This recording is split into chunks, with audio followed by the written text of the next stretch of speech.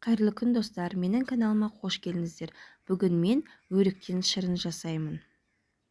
Бізге керегі 4 килограмм өрік. Өрікті жақсылап блендермен езіп аламыз. Немесе ет тартқышпен өткізсеңіздер де болады.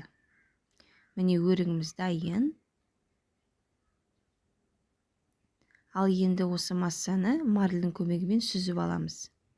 Сүзіп алған массамыздың үстіне 2 еселеп су құямыз. Және қайнатамыз. Қайнағаннан кейін үстінен көбігін міндетті түрде аламыз. Ал енді жарты қасық лимон қышқылын және 1 килограмм қант саламыз.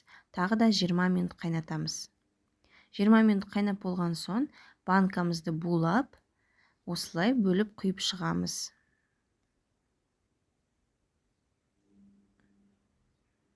Құйып болғаннан кейін крышкамызды қойып, закрывашкамен жауып шығамыз. Мінекей біздің өріктен шырынымыз дайын болды. Егер сіздерге рецепт ұнаса, менің каналыма тіркеліп лайк басып кетулеріңізді сұраймын. Назарларыңызға рахмет.